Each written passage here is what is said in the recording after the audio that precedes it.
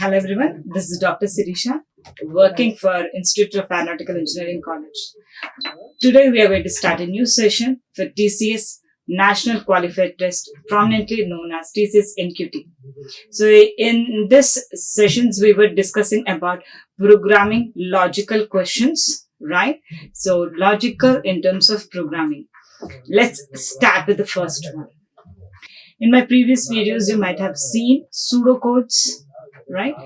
Pseudocodes which are not based to any programming language and bits and pieces of C programming language questions. But in this session, I'd like to go with the questions which go with a new programming languages. That means they may go with defining a new programming language whose syntaxes are going to definitely change. So you need to change you need to migrate from your basic mindset. They may say that character is going to take 2 bytes, integer is going to take 7 bytes, something like that. Or they may confine the elements in any data type of that language. Let's see a journey of that kind of questions. Let's start with this question. Have a look at this question. They're saying that there is a new data type. You might have heard about these questions earlier, and TCS goes with these kind of questions. At least 1 or 2 questions you're going to find with the name new data type, right? Let's have a look. There is a new data type which can take as values natural numbers between 0 to 25, including. It means what? It takes 0 to 25, including. 0 is included and even 25 is included. They're asking how many minimum bits are required to store this data type. So you have to just remember that whatever the data type they are talking about, whatever the programming language they are talking about, end of the day, they are going to get executed by the arithmetic logic unit, which they cannot change, which they cannot even tell you to assume that it is not an ALU, right? So as end of the day, ALU is going to work on these operations. So an ALU converts everything into zeros and ones. So please keep that in mind. So they are asking us how many number of minimum bits are required. So let's start with the same. So 2 per 0, 2 per 1, 2 square, 2 cube. So if I'm talking about 4 bits, say for example, okay, A bit, B bit, C bit and D bit, how many maximum values it can accommodate? Let's see. 2 per 0 is 1, 2, 4 and 8. The total will be 15. Plus they are saying that 0 you have to consider including. So 15 plus 1, if you consider 4 bits, you can have you can accommodate a max of 16 values only. But we are supposed to take a total number of values will be 26, right? So we cannot accommodate that. So let's extend our wings. So what if it is having 5 bits, that is 2 to the power of 4, say the eth bit, plus 16. Now what is the size? So it will be 31. As it is having 0, 32 it can take, which is a value greater than 26. So between 16 and 32, 26 lies. So you can use the minimum number of bits that can have is 5, right? So answer C will be the right answer. A mere mathematical calculations, guys. You just need to check on that. Right. So let's go with the next question. Here they are talking about a data type which is going to store on 6-bit signed integer.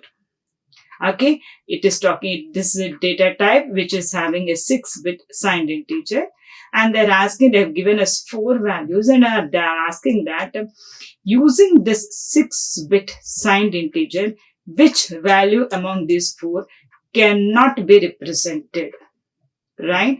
So if they're talking about 6 bits, let's take 6 alphabets: A, B, C, D, E and F. So this will be the least significant bit and this will be the most significant bit. Right? So as they're talking about signed integer, it means that they're going to differentiate between positive values and negative values. That means positive integers as well as negative integers. Means one bit is reserved to specify that the certain integer what we are talking about is either positive or negative. Then what is that bit? Obviously that bit is the MSB, the most significant bit. If this bit is 0, that means you're talking about a positive value. If it is 1, you're talking about a negative value. So look at this picture. Out of 6 bits which they have said, if you want to store a signed integer, 1 bit is gone to specify whether that value is a positive value or a negative value. And you are left with only 5 spaces, 5 bits.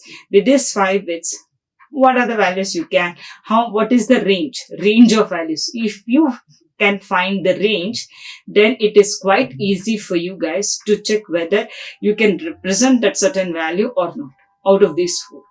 So let's start. 2 per 0, 2 per 1, 2 square.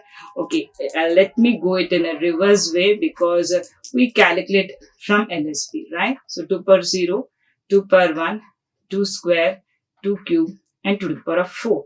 So what are the values? So 1 plus 2 plus 4 plus 8 plus 16. So the total will be 31. Even if all the values are zeros, plus one more value you can represent, that is 0. So this one represents for 0. A total of 32 you can, 32 you can go for, right? But what about the sign, right? The sign gives you the problem. So a maximum stretching value can be 31 only. Right? So maximum stretching value, so out of range of 0 to 31, you can accommodate negative plus 16. That is obvious. 1 to 31, 16 lies. So minus 12 and minus 16. If you make the MSB as 1 and use the remaining 5 bits for evaluation, you can easily represent 12 and 16. The only value that you cannot represent is 32. So as the range is between 0 to 31. So the value which you cannot represent using the given 6-bit signed integer is 32. So B is the right answer. Right? So just guys, you go with the values or the words, keywords which take it. Identify the keywords. Here they have strictly mentioned that it is signed integer. Signed integer means it is going to differentiate between positive and negative values. Well and good. So which bit will be used to identify or to make that value positive or negative? There must be, right? So how? With a 0, positive, 1, negative. These things must come to your mind as quickly as possible. Okay? Let's go to the next one. Here is a short story. Try to understand, guys. So Rajni wants to create a data type for the number of books in her bookcase. Her shelf can accommodate a maximum of 75 books. Okay, it can accommodate maximum 75 books. She allocates 7 bits to the data type. So 7 bits to the data type. Later, another shelf is added to her bookcase. She realizes that she can still use the same data type for storing the number of books in her bookcase. So 7-bit data type is enough, it seems. What is the maximum possible capacity of her new added shelf? So you have to identify the capacity, the maximum capacity of the new shelf which she got in her bookcase, right? So maximum she's talking about. So maximum she is having 75 books and already she is having a shelf with 7-bit of data type you can store. So 7-bit means 2 to the power of 7 she's talking about. So the value that she is talking about is 128. right? 128. So already the shelf which is in her hands can accommodate a maximum of 128 books, right? But she's just having 75 books in her hands, maximum of 75 books. So what will be the capacity of the second one? So minus 75. Just subtract. Okay, so 128 minus 75, which will give you a value 53. Right? So the answer D is right. Okay, so the maximum possible capacity of her with the same data type. Keeping what did she realize? She realized that she can still use the same data type for storing. Yes, so the 53 elements, also the 53 books in the second shelf can get a numbering using 7 bits because she has only used 75 books. So 53 slots are still vacant, which she can use. Okay, so 53 will be the right answer. I hope you understand. So few questions in your programming logical round, MCQs round.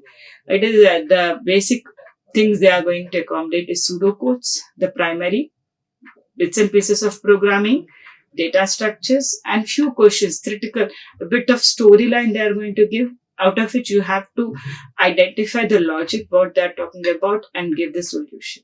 Okay, fine. Let's go to the next one. Here once again they are talking about a new programming language. So a new language have 15 possible letters.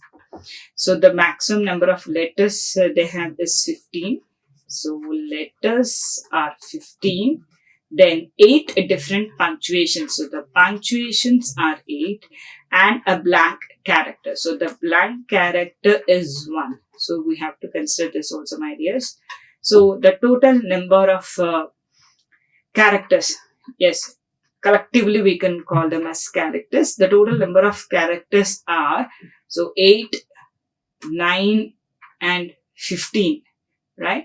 So these many of characters we have in our hands, and first one which could store the letters of the character. So Rahul wants to create 2 data types. Yes, we in our normal programming languages also we have int, float, many data types we have, right? But here he wants to create only 2 data types. Okay, so first data type 1 is talking about is going to take only letters of a language, and the second data type is going to take all the characters. Second data type, all characters, right? So all the characters they are going to take. Then now you have to identify the total number of bits required to store these 2 data types. So first one is so obvious, guys. They are talking about 15 possible letters. So if you have to take 15 possible, so how many bits you need? So 2 per 0, 2 per 1, 2 square, 2 cube. So 1 plus 2 plus 4 plus 8. So total 15.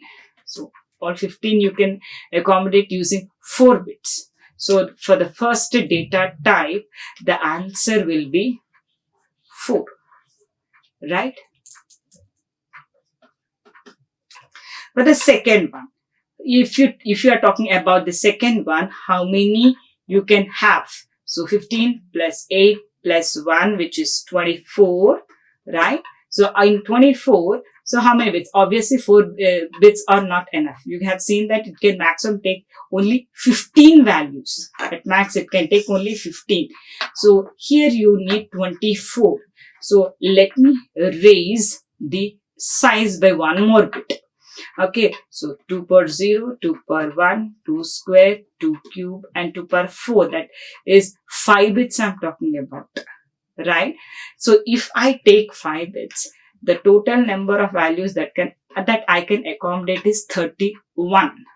So our value 24 is greater than 15, whereas less than 31, right? So 4 bits cannot accommodate, but 5 bits can definitely accommodate. So the answer will be A, which is 4 and 5 respectively. So please go with the options which they have given based upon the question they have asked you. First one, which could store the letters of the language. The first data type, they're talking about any word which stores only letters. So please do, to confuse you guys, they may even start with the options as 5 and 4. Please do not take it as 4 or 5, 5 or 4, one and the same. No. By the last, as a fourth option, they may give that 4 and 5. Okay. So don't be in a hurry. Have patience and read the question properly and answer. Okay. Okay, then let's go with the next one. Have a look at this question. Again, they have given us a simple story. Parul takes as input 2 numbers A and B. And A and B can take integer values between 0 to 255. Okay, fine. So they're talking about 2 values whose constraint is they can take any value between 0 to 255. She stores A, B and C. She has introduced one more variable C as 1 byte data type. 1 byte. Okay, she writes the following statement to process A and B and put the result in C. Very good. She's trying to place that the result of the expression in C. To her surprise, her program gives the right output with some inputs of A and B, while gives an enormous answers for others. That means you have to identify, that's for sure, you have to identify the inputs which give wrong answers. You have to identify the inputs which give you the wrong answers. Let's start with, it's a very simple mathematical question, nothing to do with programming, that I can say, nothing to do with programming. So C values, so she's simply say, the question itself says that the integers are going to take values from 0 to 255 only, not beyond that. And the expression they are talking about is C is equal to A plus 2 into B. Substitute those values, guys. What else we can do? So A is having a value 10 plus 2 into 200. So it is going to take 410. If you take the second set of values, it is 200 plus 2 into 10. It is 220. Okay. If you take third set of values, it is 50 plus 2 into 100. It is 250. And if you take third set of values, 100 plus 2 into 50, it is 200. So if you can see the results, all these 3 values are having a value between 0 to 255.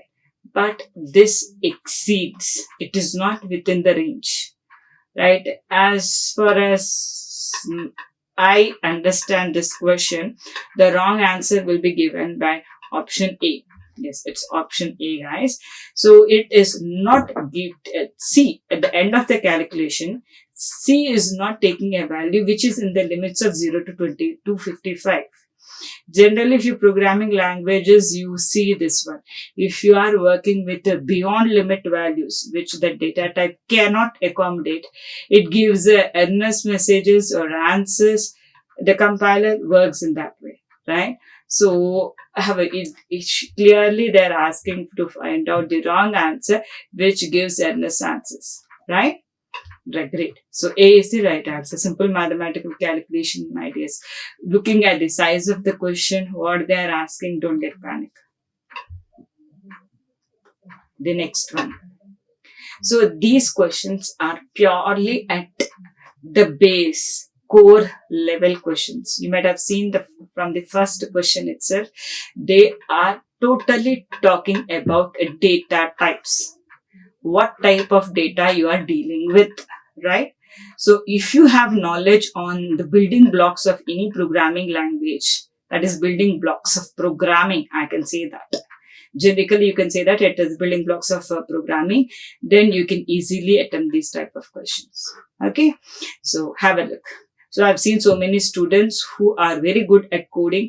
They do whatever a question you give, but when you come to the root level, so guys, those who I have seen, I'm not making this statement as generic, but I have seen many those who are very good at Python, they have very poor knowledge on what a data type is and how it works. They are very good at lists, sets, and how to play with the dictionaries.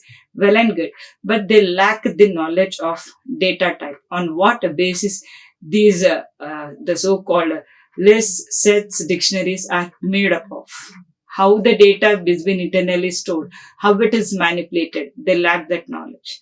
Those who are lacking in that, with this video can enhance theirs.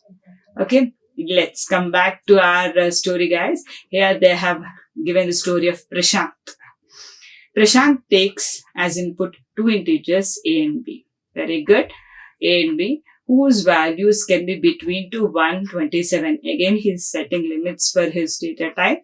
So it is between 0 and 127. Okay. Now, he stores them as 7-bit numbers. Okay. Obviously, 2 per 7 is 128. Right. He writes the following code to process these numbers to produce a third number C. Okay. He is trying to produce a new number C. How many minimum bits should Prashant store? C. In how many numbers? Okay. Maximum he is asking about. What do you think, guys? So, say let's take a few random examples. If A is 100 and B is some 10, the answer is 90. Yes, you can store using 7 bits, right? So A and B result, C also 7 bits. So let's see the extreme points. Always the stress test, which generally what we call it as, right? If you go for a stress test, so 127, I'm taking the extreme values. 127 minus 0 will be 127. Right? So 127, yes, it can be accommodated using 7 bits. Yes, I can say that. Okay, what if both are taking extreme values 0? Yes, even this can be accommodated, making all the 7 bits as zeros. You can accommodate. See. What if 0 minus 127? The result is minus 127. So 127, the numericals you can store using 7 bits. But what about the sign bit? That is the primary question. In a question earlier, we have seen that the MSB bit holds the sign, right? So if it is 0, positive. If it is 1, it is negative, right? So in this example, it is mandated to store the sign bit also. In the previous 2 examples, you are not supposed to specify, whether explicitly specify. I like to say that explicitly specify that it is plus 90, plus 127. No, it is not required. But in this example, the 4th example, it is mandated to specify that it is a negative value. Right? So, 1 more bit is required to store the same. So, 1 plus 7, 8 bits. So, you totally need in the maximum, that is minimum number of bits required to store C will be 8. Okay, so C is the right answer. So, guys, whenever they give questions of this kind, please take the extreme values. So, don't take examples of the kind which I have taken the first one. They will not give, yes, this is one of the test case, I do admit it, but it will not add value to our analysis. Try to take the extreme values, then it is going to put a stress test on yours and it will try to extract or make you analyze the problem more seriously and promptly. Okay, so yes, with this question, let's go to the next one. Let's have a look at this one. So there is a new programming language in which a character is stored in 2 bytes. Generally, we have learned that characters are stored using 1 byte, right? 1 byte of memory. But this is a new programming language which is using 2 bytes. Okay, a string is represented as an array of characters. Very good. That goes with the def of a string. A word is stored as a string. Exactly. Very good. Each byte in the memory has an address. Yes, each byte have an address, is stored in the memory, and the word Mahatma Gandhi is stored in the memory with the starting address of 456. Okay, the letter D will be at which memory address? Yes, they are asking for the address of D. Let's do that. So the word is Mahatma Gandhi. NDHI. Okay, now each byte, they have said that each byte in the memory has an address. So each byte have an address and each character have 2 bytes. So M will be, and the starting address of Mahatma Gandhi is 456. With that, I can say that M, the character M is stored in 456 and 457. So first byte's address will be 456. The second byte's address will be 457. 2 bytes. Each character takes 2 bytes and each byte have a address. Right? I'm just talking about what they have given in the question. Nothing new, right? Or nothing or based upon my learning of any programming language. It's purely based upon the question which they have given. Very good. In that case, what will be the address of A? So it will be obviously A is going to occupy 2 bytes and their addresses will be 458 and 459. Right? So very good. So as I have said, see, so many characters are there between M and D. I cannot calculate. This is a simple example. So even if I write 2 bytes for each and calculate, it will be okay. But what if they give you a huge sentence? So the space which is on paper, the space is occupied like this. What if they give you a statement like this, which is of that long, and they ask you the address of the last but one character? It will take huge amount of time, right? So rather than that, let's go with the actual calculation. Let's do that. So M starts with the address 456. So how many characters are there from the first till D? So 1, 2, 3, 4, 5, 6, 7, a space 8, 9, 10, 11. 11 characters are there, right? And each character takes 2 bytes. That means 22 bytes total, right? So 22 bytes are there, right? So D, the address of D is going to start 4 at 450 plus 22. So because the starting address of M is 456, right? So to that, how many bytes they have taken between M and D? 22 bytes. So if you add that, so you are going to get 478, right? So at location 478, D is going to start. So that means if you take in a broader sense, D will be stored at locations 478 and 479 locations. These 2 memory locations. As they said, each byte will take an address, right? So the answer is 478. C will be the right answer. So that's why I said if you start calculating, say M takes 456, 457, A takes 458, 459, H takes 460, 461, again A takes 462, 4. If you start calculating all this, it will kill the valuable time which is very much required for problem solving. That is, few questions in data structures, like if you go with, if they are given pre-order or questions on searching and sorting, it will take time. So don't kill the time for these type of silly questions which can be easily cracked. Okay, so let's go to the next one.